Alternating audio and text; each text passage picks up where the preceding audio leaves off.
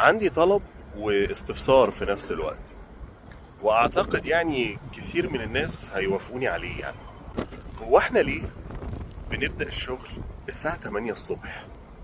يعني ليه 8 الصبح؟ يعني ايه اللي بيتعمل الساعة 8 ما ينفعش يتعمل مثلا الساعة 11؟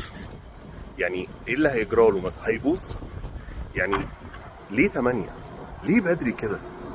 يعني احنا لو بدأنا 11 مثلا هيحصل حاجة؟ هل الشغل اللي احنا بنعمله مثلا ما ينفعش يتعمل في وقت الظهر والجو حر؟ لازم نعمله مثلا الساعة 8 الصبح؟ وبعدين فكرة ان تلاقي واحد يقول لك ايه، عندنا ميتنج الساعة 8 ونص. ميتنج الساعة 8 ونص؟ يا فندم احنا لسه كان معمول لنا شات داون، احنا كنا مش موجودين. يعني ايه ميتنج الساعة 8 ونص؟ يعني انت عايزنا نقعد ونتكلم ونقترح ونفترض حلول ونحل مشاكل؟ احنا لسه كنا من شوية كنا بنتقلب على السرير. فانا شايف انه يعني لابد ان يكون في اقتراح عالمي دولي، انه ايه السبب في ان احنا نشتغل من 8 الصبح. يعني انا اعرف ناس بصراحة بيشتغلوا من الساعة 11 من الساعة 10 الصبح، مقبولة. لكن 8 ليه؟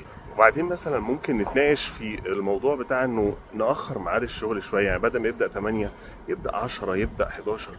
فتلاقي زميل ليك طالع كده يقول لك انا بصحى بدري، ليه اجي الشغل 10 و11؟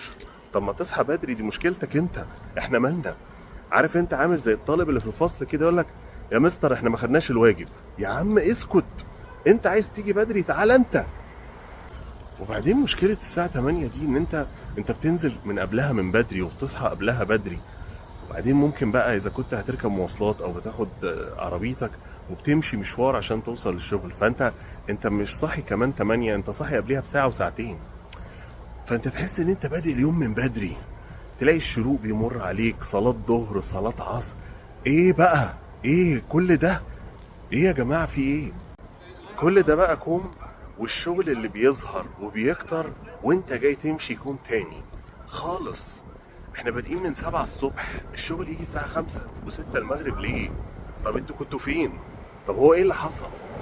والمشكلة الشغل ده بقى بياخد وقت عشان يخلص، ولازم تخلصه قبل ما تمشي. طب ما انا كنت موجود،